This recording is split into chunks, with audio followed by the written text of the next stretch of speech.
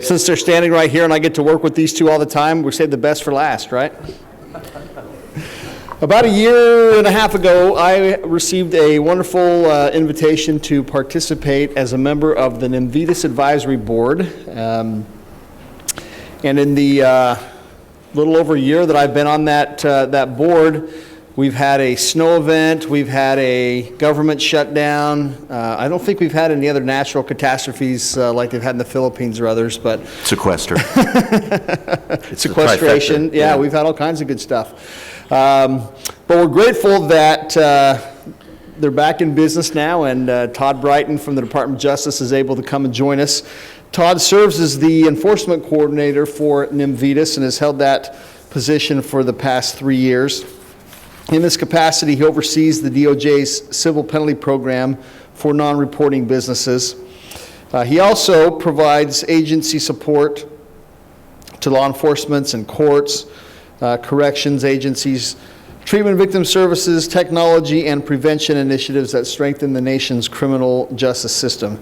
He's been a federal employee for 22 years and served on a number of national scope programs, including community policing, Tribal Strategies Against Violence Initiative, Project Safe Neighborhoods, and the review of first responder line of duty death benefits cases. Todd is a former automotive counsel for the Saturn Corporation at General Motors. We're also privileged to have Jim Taylor, who also serves on the board of NMVTIS with me. Jim is a native Floridan. He received his bachelor's degree from Florida State University, and I'm sure he is beaming with a #2 ranking right now. He received that degree in government and studied economics at the University of Basel, Switzerland. Did I say that right? Yep. All right. He is an entrepreneur at heart, has a passion for public-private business ventures that bring common sense, small business approach to complex bureaucratic processes. After spending 7 years in the high-speed maglev train industry, he moved to the high-speed web-based automotive information industry. In 1999, Autodata Direct pioneered the business use of internet-based access to driver's license and automobile data maintained in government databases. ADD then created customized back-end business tools to help customers use real-time state data to complete day-to-day business processes, such as completing title documents, sending towing lien certified letters, transferring automotive license plates, and issuing temporary license plates. Currently, ADD is using its experience and expertise to provide qualified business access to real-time data in 31 jurisdictions, as well as offering federal salvage vehicle reporting, history reports from NMVTIS. And he is a sponsor of our leadership conference. So let's give Todd and Jim a hand, and welcome. Kick it off? Okay. Thanks. Thanks, Shaun, and I'm glad to be here. I also have Kim Bright, who's up front. Kim is a member of the NMVTIS team at Justice. As Shaun mentioned, the Bureau of Justice Assistance, which I'm a part of, has responsibility for major national scope public safety related programs. And so whether it's the community policing effort or gun violence, or in this case, consumer safety and helping law enforcement, as NMVTIS does to help them with their investigations on stolen vehicles and other things, that's how we kind of got involved. And I'll run through a little bit of the history. Shaun thought it'd be a good idea just to kind of touch base. Some of you may know this, but others might not.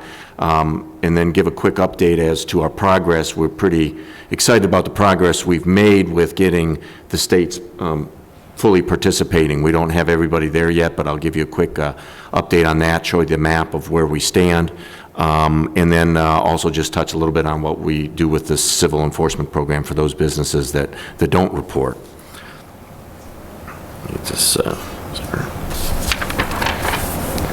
Sorry if that's a little small for you, but basically, I mean, we've been at it for a while. The NMVTIS program was created as part of the '92 Anti-Car Theft Act. It did a lot of different things, but one of the things it did was create the NMVTIS program.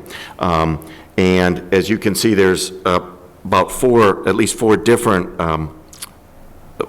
issues that were that it was envisioned to have a positive impact on when they envisioned this back in '92 and did some statutory additional statutory work on the law in '96, and so that's kind of what we've inherited. It was to prevent the introduction or reintroduction of stolen vehicles into interstate commerce, to protect the states and consumers, both individual and businesses, from title fraud, to try to reduce the use of vehicles, as you know, with the ability to use the vehicles as a funding mechanism through money laundering to support organized crime enterprises, and then also then to protect consumers from unsafe vehicles. And so there's a number of industries and associations and folks involved with this effort, and I'll touch on that in a second. So I mentioned how long we've been at it. The system itself is an electronic system. It's designed to, again, protect consumers from fraudulent and unsafe vehicles. It's to assist the states and law enforcement in their work in preventing vehicle-related crimes. And it captures specific pieces of information from reporting entities. And those reporting entities are the state DMVs, automobile recyclers, junk and salvage yards, which is more encompassing than one would think at first, that it really does mean used car dealers. It means any entity that that processes, possesses and resells or processes junk or salvage vehicles according to the federal definition of junk or salvage, as well as insurance carriers. A couple of the key stakeholders: Department of Justice has responsibility for the oversight of the system, as well as responsibility for the civil penalties for those businesses that don't report. The American Association of Motor Vehicle Administrators, or AMVA, is our day-to-day system operator.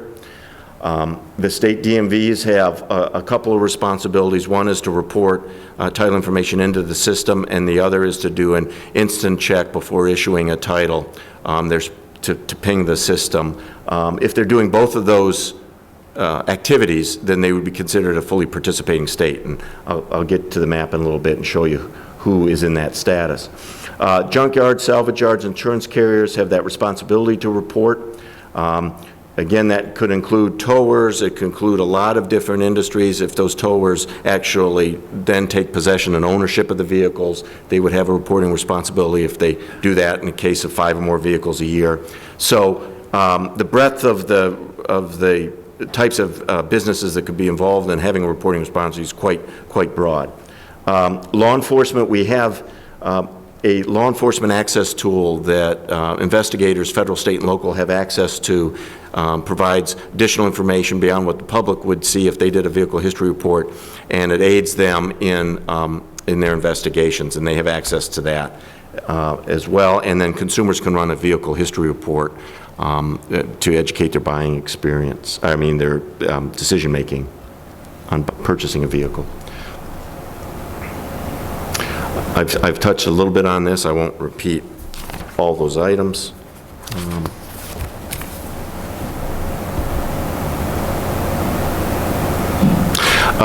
One important point is that NMVTIS is the only vehicle history database that is mandated by the federal government, to which all states, insurance carriers, junk and salvage yards are required to report by law. It's a monthly reporting requirement.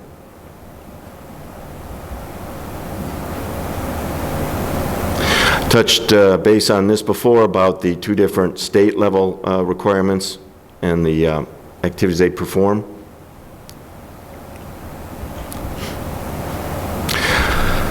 Hopefully you can see that. The green states, which is the vast majority, 34 states, are fully participating. So they're both doing the reporting of the information and the title information and doing the queries of the system.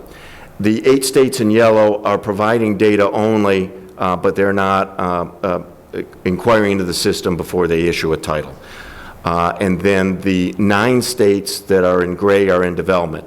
This represents a lot of traction in the last 3 to 4 years. If we'd have been speaking back in 2008, 2009, and Kim's been involved even longer than I have, and Jim's been a part of, been a part of the industry, there really wasn't a lot of traction between the 92, 96 into the early 2000s. Justice provided grants and funding to AMVA to work with the states to start to get them on board, but it really kind of kicked in with the issuance of the regulations in 2009 that defined the junk and salvage vehicle, defined all the relationships and the reporting requirements and so forth, and then we really started seeing states get on board with this. Obviously,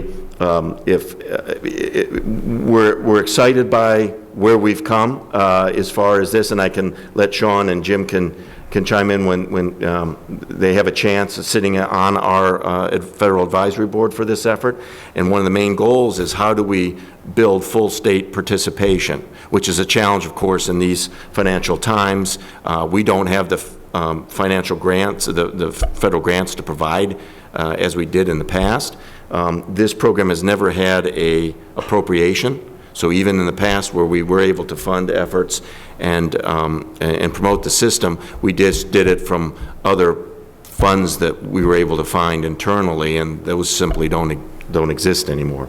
And so the requirement and the charge on Justice, on AMVA, and the board is to how, and required by law, how does this become a self-sustaining system, and how do we roll it out throughout all the states? Those are the pieces of information required by the junk and salvage businesses that are required to report.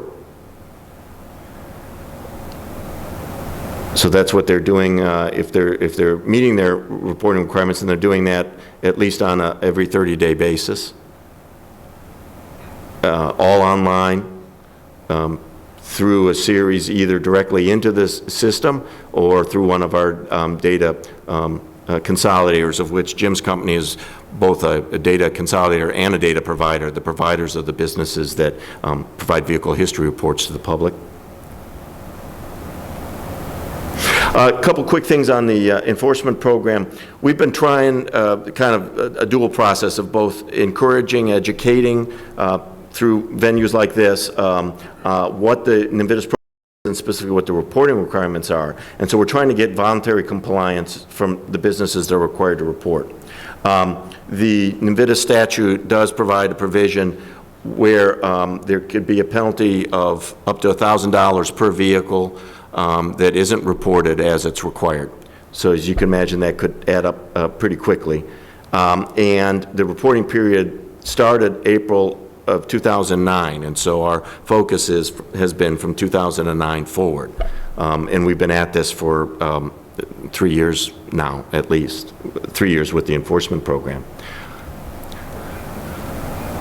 Some of the results to date, you can see that we've worked on 200 cases, over 200 cases in approximately 35 states. From these efforts, if the business does then go ahead and get caught up and provide those VINs, by my math, and this is a little dated, but at least a little bit earlier in the year, we had over 1 million VINs that had been reported based upon our enforcement efforts that otherwise would not have been in the system. If businesses do not come into compliance, then we issue a notice of civil penalty.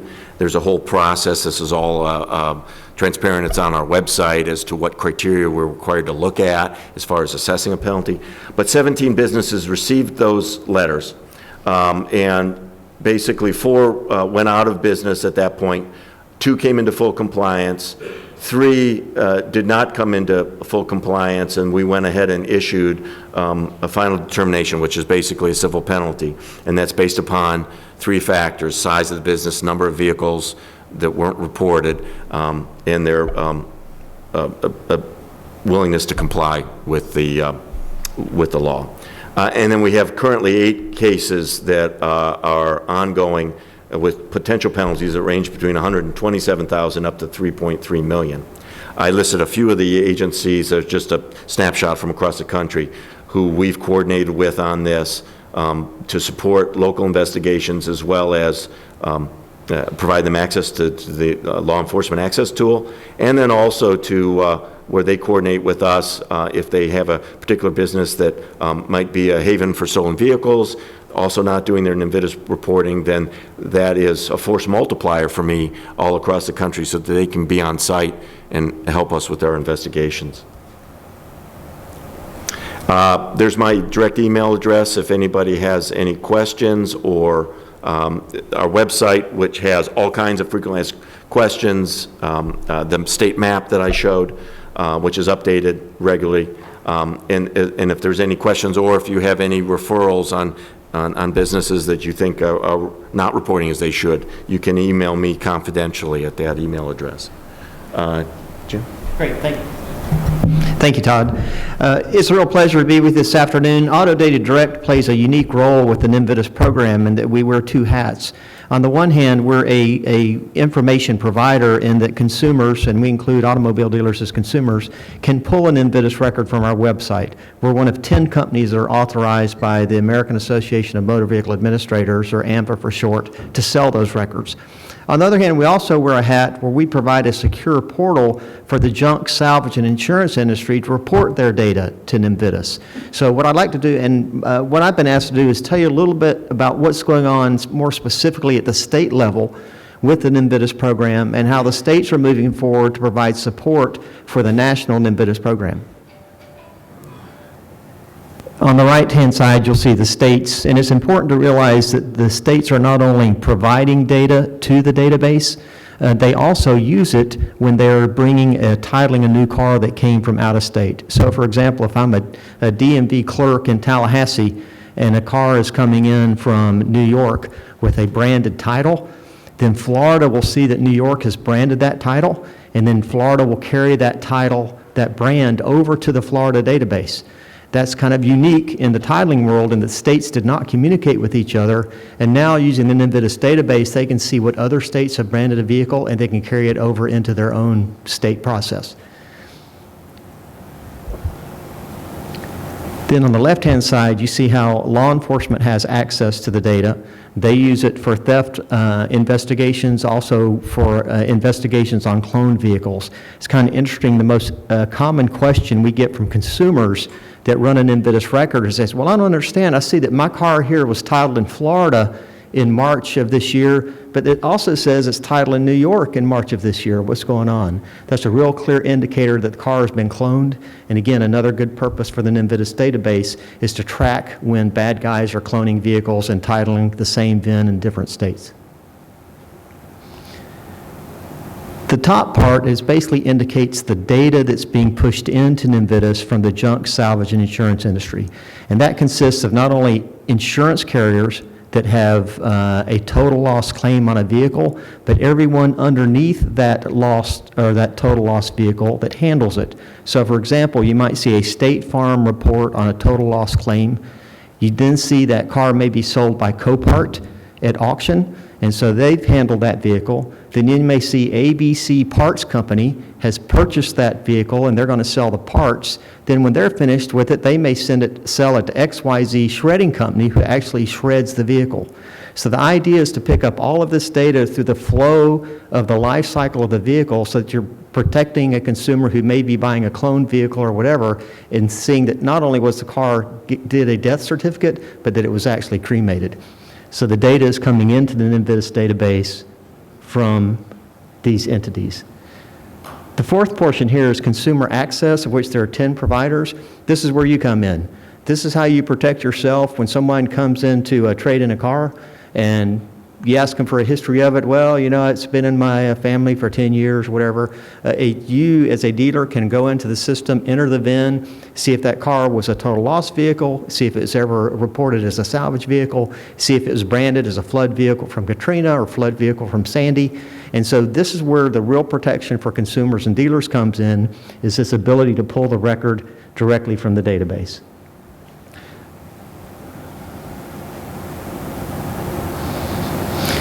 This is a sample of what we call a corporate report from NMVTIS. And what we do with a corporate report, we don't have to tell most corporate users what a brand is. They kind of know what a flood brand is or a taxi brand. So what we do is just basically indicate to them what the brand is on a vehicle, if there is one from that state. In this particular case, you have a brand from Florida as a rebuilt and a brand from Georgia as a salvage. This is basically tell you that this car was salvaged in Georgia and then was sent to Florida where it was rebuilt and inspected as a rebuilt. You then see the history, whoops. This car, current last title was Florida, previous Georgia, previous to that was South Carolina, and it started in Florida as a new car. So you get to see the actual history of the title history of that vehicle, what states it was titled in, and the odometer reading that was recorded at the time it was titled in that state. In this particular case, you'll see a salvage report. This shows that it was sold by Copart, and which again indicates, I'll get my buttons here right sooner or later, indicates that it was sold at auction. You'll then see a report here from Farmers Insurance Agency that it was a total loss vehicle. Unique to Auto Data Direct's reports, we also get access to theft data from the National Vehicle Service, so we can indicate on our records whether or not the car that's being run has an active theft report on it or had a previous theft report that has been canceled. We also have access to some lien data from the larger lien holders, the larger banks, as well as the captives. This is an example of what we call a consumer report. It's very similar. It's much different in that we indicate the types of brands that could be available on the vehicle, and then we do a yellow check or green check based on that specific vehicle history. Again, a consumer may not know what a rebuilt vehicle is. They may not know what a police vehicle is in terms of a brand, so we kind of identify those directly. Again, they get the state title information, they get the salvage auction and the total loss information, and then we do a VIN explosion for them as well. One of the most interesting developments across the states was in 2012, California passed a bill, AB 1215, which required that any used car that was offered for retail sale by a dealer had to first had a NMVTIS record pulled on that vehicle. And if that vehicle had a NMVTIS report, a salvage or total loss report, or any brand from any other state, they had to put a 4-inch by 4-inch red sticker that says, "Don't buy me, I'm unsafe." It's not really what it says. This is what the actual sticker says. It's basically a warning telling the consumer that this car may have historical issues to it that may not make the car safe. Now, this law was passed in 2012, and it went into effect in July of 2012. And let me show you some of the results. This is the total number of NMVTIS records pulled from the database from the beginning, some from January of 2010. And as you can see, less than 100,000 records were pulled month to month. And then in about April of 2012, you started to see about 120,000 records. There was one vendor that started to pull a significant amount of records. But when the law went into effect in July of 2012, you see this huge spike in the number of NMVTIS inquiries. It went to almost 450,000 records. And then you see it's kind of plateaued off. That is an indication of how many vehicles are being pulled by California dealers. Roughly 250,000 NMVTIS records per month are pulled by dealers in California. The number has been pretty steady, although there's some concern because there's a slight decline, as you can see in the numbers here. Had a good spike in March of this year, but the numbers tend to look like they're going on slightly on the down. Now you might ask, okay, so they ran all these records, what were the results?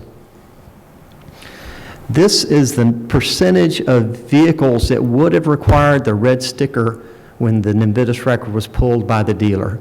And this is just our data. This is just dealers. We have about 2,500 dealers on the system in California. This is not all of the other vendors since we don't have access to their data, but this is just data from our dealers. Overall, you're looking at about 3% of the vehicles pulled would have required the red sticker.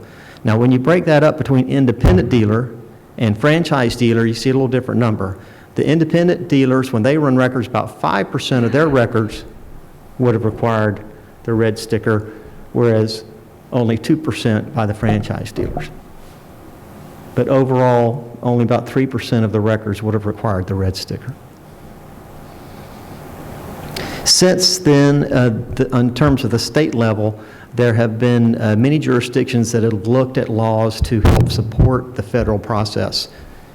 Alabama and Georgia were two of the first states to pass legislation in support of that. For example, Alabama was first to pass a law that as a salvaged vehicle dealer, when you're licensed, you actually had to show proof that you had a NMVTIS ID issued to you that authorized you or allowed you to report data to the database. So you can imagine when that law went into effect, we saw a large number of new applications for an NMVTIS ID to the NMVTIS program.